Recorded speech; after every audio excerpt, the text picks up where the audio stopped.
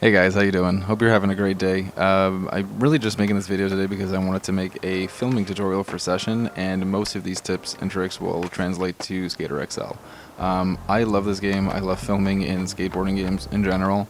I've always loved watching skate videos as a teenager when I was skateboarding a lot. Now I'm an adult and I don't really skate as much, but I still have a deep love and appreciation for skateboarding culture. And I really think that Session has some of the best and most comprehensive tools for filming, and I see a lot of smaller creators, especially on YouTube and other platforms, not really taking advantage of those systems. So before we start, I want to talk about the 3 personal rules that I follow for filming. The first one is keep in mind where your camera guy is at all times. Now what I mean by camera guy is obviously if you're filming skateboarding or a skateboarding trick or a line, you're usually following the guy that's doing it on a skateboard yourself, or you're on a longboard with the camera. So if you want kind of a visual representation of that, you can turn the camera path display mode to full path in the replay editor settings, and this will basically make it so that when you're out of montage mode, you can see not only the camera and where the camera is relative to your skater, but you can also see with that yellow line there, the exact line that the camera is going to take throughout the entirety of the clip. So basically here, if I can tell that, oh, my camera is off center on when I'm filming, then I can just look at the path here and say, yeah, look at that, my camera is not even looking at my guy anymore. So when you turn your montage view back on, you literally just put your keyframe to wherever you want it, and there you go, your problem is fixed. The next rule I'd say is probably just keep your next shot in mind, or at least try to keep the overall vision or what you're trying to achieve in mind. So if you have a really cool grind at some point in the line, well, try to keep track of where your camera is relative to where it needs to be when you want to get that, quote unquote money shot. I know that's really gross, I'm sorry. And the last rule is to keep in mind that smoothness is always the goal here. So not only you're watching your camera guy positioning, but watch your camera guy speed, make sure he's not janky, he's not jolting forward or backwards too much, and sometimes less keyframes is better, and I'll actually kind of have an example of that later on in the video. Now when you first open the replay editor, you might be overwhelmed by all the options and buttons available, so we'll just go through them one by one. First of all, scrubbing through our footage, left trigger will rewind and right trigger will fast forward. This is pressure sensitive, so the harder you press on the button, the faster the footage will go. X on PlayStation or A on Xbox will just play the footage at regular speed. Triangle on PlayStation or Y on Xbox will make the HUD disappear and reappear. Up on the D-pad will move your camera up, and down on the D-pad will move your camera down. Left or right on the D-pad will scroll through the keyframes options that we have available in Session. Left bumper will enable or disable montage mode, which is basically used to see what your keyframes kind of look like all put together. Square or X on Xbox will scroll through the different camera types that are available. And then right bumper is used in combination with other buttons to do really important actions, but the main one is placing keyframes. So really easily you just hold down the right bumper and then you press down on the D-pad, that'll place a keyframe, and then right bumper plus up will get rid of a keyframe. So before I get to the meat and potatoes, I just need to bore you guys with a few more important things, and then we'll get on to the good stuff. We're going to talk about keyframes and camera types. So first of all, for keyframes, if you want anything to happen while you're filming in Session, place a keyframe. Anything from your camera positioning to your field of view to adding camera shake, all of that is done using keyframes. There are 3 different types of keyframes in Session. There's the white keyframes or the constant ones. Basically, as soon as your red cursor crosses the keyframe threshold in the timeline, it'll immediately trigger whatever effect that you have on that keyframe. So these don't work really well for filming, let's say, but they work super well for playback speed adjustments. So if you want your clip to be playing at regular speed, then go slow motion and then go right back to regular speed, it works super well for that. The next one is the linear keyframes, or the yellow ones. I'm by no means an expert in these. I don't use these pretty much at all. I think they're mainly used for like pretty, I guess linear FOV sweeps and stuff like that. I don't think they work really well for filming. As you can see here, it just looks a little janky. And then the last keyframes we have is our bread and butter, the smooth keyframes or the green ones. Basically, I use these for pretty much anything. They're obviously really good for actually filming, like camera adjustments. But you can use these for even just cinematic stuff like time of day shifts, like if you want the time of day in the background to change slowly while your clip is playing. Like again, the green keyframes are our bread and butter. And a quick time save trick in regards to keyframes, let's say I want to replace all of these green ones with yellow keyframes. Well, instead of deleting the green ones and manually placing yellow ones and possibly losing my angles and shots, I can just hold down the right bumper and then left to right on my D-pad will cycle through the placed keyframes that I already have. And then once you're on the keyframe you want to replace, just while still holding down the right bumper, press down on the D-pad, and providing you have a different type of keyframe selected, it'll just replace it. So for camera types, we have obviously FreeCam, which is our bread and butter. We love this guy. And then the other one is the gameplay cam, which is, I guess, gameplay, raw gameplay footage or raw gameplay POV. We also have the filmer cam, which unfortunately I think is bugged and isn't working as intended. First of all, you're kind of locked in this perspective. You can't really change it no matter what kind of keyframes you put down. And then also the fisheye effect is just fucking ugly. You can get a way better fisheye effect, and we'll talk about that a little bit later. And then our other two camera types that we have available to us are only available outside of montage mode. So if we have montage mode disabled, we have the orbit cam, which simply put just orbits around your skater. You can set kind of the angle and the distance, but no matter what you do, the camera will always follow your skater. And then the last one is the tripod cam. If you're a skater, you know what a tripod is, but for anybody who doesn't know, basically just think of your camera as being on a swivel, a stationary swivel. So basically you place down your camera and it won't ever get closer or further away from your skater, but it will still follow your skater, if that makes any sense.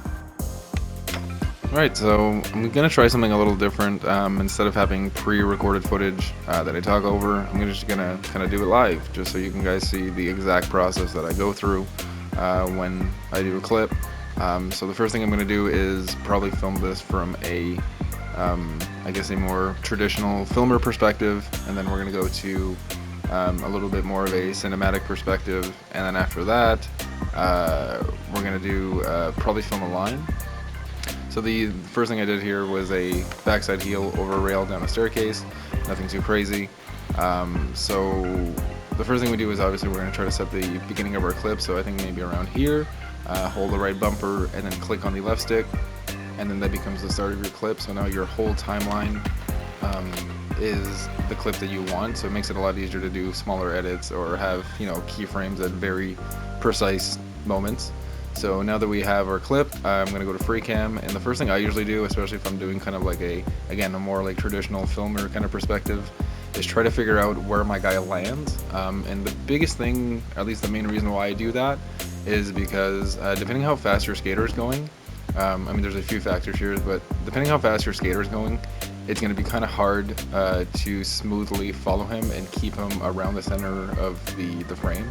So most people, when they're filming, will try to have the skater always in the exact middle of the, or as close as possible to the middle of the frame as possible.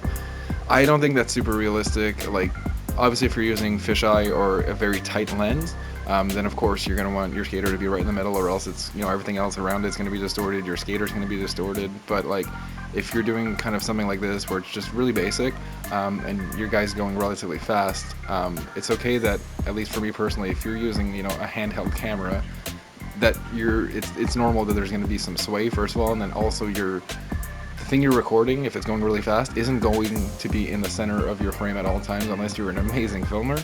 So again, keep that in mind. So camera sway is super important when you're trying to follow a skater when he's going fast, and also like where he is, the relative to the middle of the screen. Again, depending who you ask, they'll say that it's super important that he's always in the center. I think it's, again, there's context is everything. There's some situations where it doesn't super matter to have your guy in the exact middle of your screen. So again, my guy lands here. I'm kind of confident that I'm not gonna have to swing my camera super aggressively to follow him. So I kind of like where I'm at already. So we're actually just gonna go from here. The main thing that I guess maybe right off the start, I can maybe lift my camera a little bit up in the air, and then keep in mind when I'm gonna be following my guy down the staircase. If you're using a handheld camera, you're swinging your camera to the left and down. You're probably gonna be swinging this way to try to follow the skater. At least that's what I'm imagining, like the way I'm moving the camera, you know what I mean? The camera's gonna kind of tilt naturally this way as I'm going that way. So just kind of keep that in mind, right? So right off the start, we're gonna have our camera a little bit centered. I think I'm good with this. As the guy approaches, or a skater approaches the obstacle, I'm maybe gonna lower the camera a little bit. And then we're going to kind of already start swinging our camera so that we don't have to do this super aggressive and unrealistic sweep between two different frames. We're just going to try to space out how much we're rolling our camera in between a few different keyframes. So right off the bat, just a little bit here. And the main thing I'm keeping in mind here is that I want to see the pop, I want to see the trick, and I want to see it going over the rail. And that's pretty much it, right? So right about here, I see everything. This is good. Again, camera is going to be tilting a little bit because we're following our skater. Oh, place our keyframe. And now maybe when he lands, that's where I'm going to place my next one. Again, I think it's okay to have him off center a little bit. Some people say, oh, here, really, like you saw that adjustment, it's really minor. And sway our camera a little bit more, boom. And then as we're following him, we can maybe start to, again, I just keep him off center just a little bit, and then I start to re-swing my camera this way a little bit. Again, not super aggressive right off the bat, but by the time we get to the end of the clip here, our camera is going to be pretty much swaying all the way to the opposite side. And I know this stuff here is really annoying. I actually forgot to turn it off. And that's basically just the camera path from the, I don't know, the setting that I showed earlier there. So sorry if that got annoying. So let's turn our montage view back on, and we can see pretty much everything we just did. Like again, this is super simple, right? But like, what else could you really want? Like obviously you can maybe have the FOV, have it be a little bit closer, but we're gonna do that probably in the next clip. But like again, right, just a simple backside heel down a rail. You see everything. It's nice and smooth. There's no jankiness. Like that's exactly what you want, right? So on to the next clip. We're gonna do some FOV stuff and maybe mess around with the depth of field, which is like kind of like blur. So we're gonna delete all of our keyframes. And let's go all the way. Oh boy. Let's go all the way back here. Again, this isn't going to be the super complicated cinematic shot. You can get super creative with these and go like, you know, all the way to the top of the bridge and try to film from, you know, a bird's eye view. You can do some really cool stuff. We're just going to keep it simple. I'm going to go all the way back here and essentially film the same thing, but from way further back. So the first thing you do when anytime you're going to be adjusting your field of view, you need your montage view turned on. Basically, if you do, let's say I got, you know, I'm going to do some FOV, boom, and then here, boom, okay? Let's do even closer, something like that, whatever, it doesn't make any sense. So you see it actually, you know, with the montage view turned on, but if you edit with it turned off and you place all of your camera keyframes, by the time you play it, it won't make any sense because this is the perspective that you're filming, you know what I mean, that you were editing on, let's say, and this is the actual perspective that you needed to be editing on. So anyways, I don't know if that made any sense, but always have your montage view turned on when you're doing any sort of FOV adjustments. So here we go, right at the start. I'm gonna obviously try to zoom in, get as close as we can to our guy. 10 is pretty good. Yeah, that's nice. See everything. So right about here, what I want to keep in mind is I don't want to make the FOV adjustments too late. So basically when my guy's here, you know, if I'm following my skater, I can't see the obstacle, and if I'm following the obstacle or the landing spot, I can't see my skater at all. So even before he pops this trick, let's say right about here, Jesus Christ, I'm sorry guys, my controllers are also a little wonky, so I might have some issues with that. So here we go. That's pretty good. I see everything right, and let's see when he ollies, I still see everything. I see my skater, I see the landing spot, and I see the obstacle. This is pretty perfect. So right when he lands here, maybe actually a little bit further, once he starts rolling off, we're going to adjust the FOV a little bit further. And so far this is what we got, which is pretty cool. So we're just gonna add our camera effects, or sorry, our camera positioning. So basically right off the bat here, again, like stuff like this, right? Like obviously, if you were to imagine you filming this in real life, you're not moving around very much. So the camera sway would be, you know, way less aggressive in a clip like this. So we're gonna kind of replicate that. Obviously here we're gonna start with a little bit of tilt. Right when my guy gets here, we're gonna start tilting it a little bit back. Start to get a bigger, you know, field of view and a bigger look at the entire obstacle. And then by the time he lands, we're gonna wanna have the entire obstacle in our view. Maybe tilt the camera a little bit more. And like, honestly, that's it. I know it's like, well, that was super easy. And I know it's not a super complicated kind of edit or whatever, but like that's literally it, guys. All right, and turn our montage view on, go all the way to the start of our clip. So far, this is what we got. Nice and clean. That looks really good. And the last thing we want to fix is this blur at the start here. Unless you absolutely want this kind of blur at the beginning of your clip for like cinematic purposes, you could leave it in, but basically you're just going to you're going to change your depth of field if you don't want that at all. So it's kind of hard to see now, but if you see me, like, you look at the rail on the staircase, especially on the left side of the screen here, the higher this number goes, the more clear that image gets. So now, like, this is really cool too. Again, you can really mess around with this. I'm not very good with cinematic stuff, but if you're very good and you know this kind of stuff, you could definitely do like some really cool cinematic stuff where like this, right, where like the actual obstacle itself is in focus, but your skater and like the background is out of focus, and it slowly kind of transitions. So like, again, we could try it here to see what it looks like. I mean, that looks pretty cool, right? So anyways, you get what I'm saying. If you completely want the blur taken out, then basically just crank this all the way up to, let's say, 3K, and there you go. Now your skater, the background, everything is completely in focus for the entirety of the clip. And that's pretty much it. Like, again, I know this one and the last two clips I did especially were not anything complicated, but like, that's the thing, is that you should just start simple. Just get used to using the editor, get used to doing like really smooth camera transitions and camera movements, and then eventually you can kind of progress to filming more complicated stuff.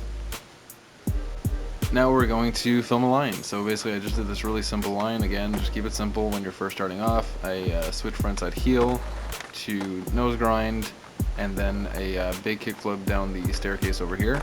So we're going to film that. Or actually, let's mess around with the camera. So I didn't do that in the last clip, and I said I would. So let's go to cameras, and this is literally from the replay editor. You just press start again, or options, and you can then change your camera model, which that's kind of cool actually. But anyways, the main thing we're looking at here is the camera lenses. Again, experiment with this stuff if you want. You got your fisheye, your typical fisheye cam. Sorry, I'm not in free cam. There you go. And then you also have 4:3 ratio, which is more for like, if you're recording from like a cell phone or something like that, and kind of give that sort of perspective, which is really cool too. But the one I mainly use is the wide fisheye. I don't know why, I just prefer the wide fisheye over the regular fisheye. I might be crazy, I don't know. Let me know if you guys feel the same way, but I personally like this one a lot more than the really tight fisheye. So anyways, just make sure you're at the start of your clip, make sure you got your camera keyframe selected, and off we go. So the main thing I'm looking at here is my guy's gonna push with the board. I just want to make sure that my camera isn't in his foot, because that would be dumb. So right off here, right before he pops this trick, I want to be looking at my feet, because I want to first of all see the stance. I want the stance that my skater's in to be kind of obvious, and ideally you also kind of want to see how he's flicking with his other foot, right? You want to see that he's flicking for a heel flip and not a kick flip. Again, sometimes it's hard to do that when he's going kind of quick or whatever, and I get that. Also, main thing, try to keep your camera, like we have that setting turned on, the camera path, so just try to make sure that your camera is at the same height for most of your clips. I think this is a really nice shot, so we're gonna yoink that. And then right when he lands, right about here, let's say, and let's straighten out our camera just a little bit more because we tilted it to the left. I'm really actually bad. I know I was talking about camera sway in the last one. I'm kind of really bad for keeping track of my camera sway when I'm filming lines. I try to keep it realistic, but sometimes I mess up, so it is what it is. And right about here, I think that's also another pretty good shot, keeping in mind that we're going to sway our camera a bit, right about there. So now I kind of want to see, first of all, the pop. And ideally, I'd like to see the obstacle too, but I know that's sometimes hard because let's say, like, if you were to film here, and let's say, you put your camera here, well then by the time your skater's here and you also want to, move to this side, it doesn't make any sense. Your camera adjustment's going to be way too aggressive and like this super weird swing. It doesn't make sense. So again, just keep in mind what you want.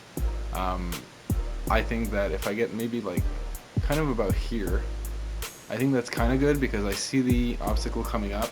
And I can also see, again, you know, my skater popping. I can see his stance. I can see all of that stuff. So I think that's a pretty good shot right about here. And then right when he gets on, let's say it's a little too close. A little bit lower, maybe a little closer. About there. Tilt that camera a little bit more. Boom. When he pops off, again, we don't want big sudden camera swings or adjustments. So as he pops off, maybe a little bit further, I'm going to start lowering my camera, because by the time he lands, I want to be pretty much, you know, the same level that we were earlier. I want to be a little bit more on the ground. So right about here, I think this is good. Maybe start tilting the camera a little bit that way. Land. And then by the time he lands here, I want my camera to be pretty much right back to the ground. Tilt our camera back here. And now right over here, he pushes again. So just to make sure that I avoid his foot, I'm just going to put a keyframe, let's say right about here.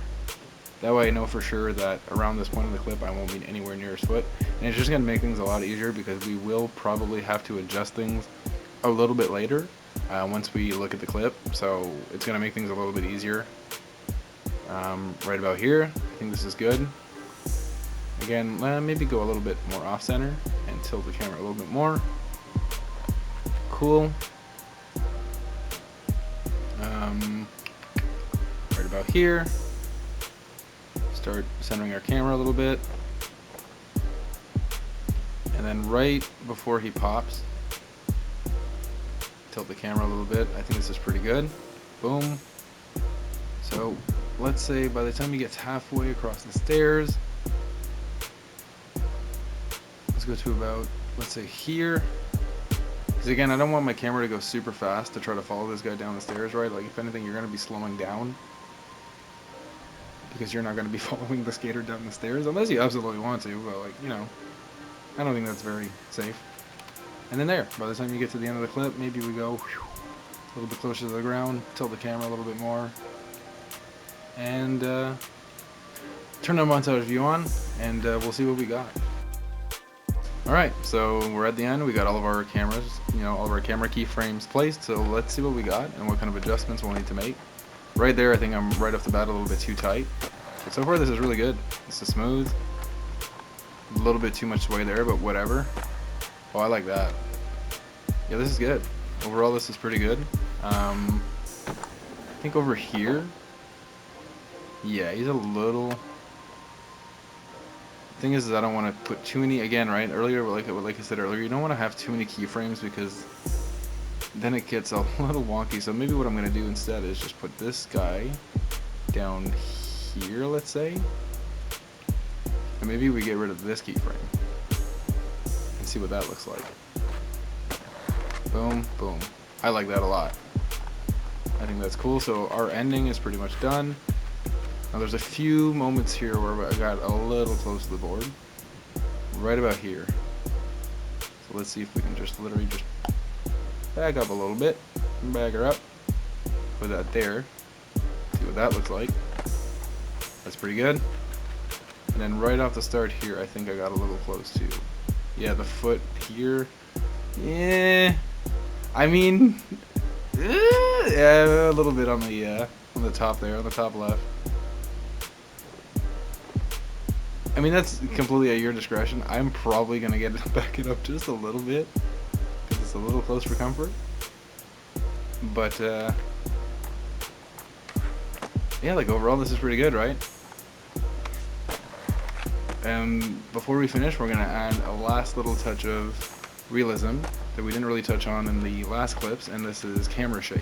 So I find, especially again, when you're using a very tight camera lens, I think it's super important to put camera shake, because it's, again, at least in my opinion, a little bit more realistic.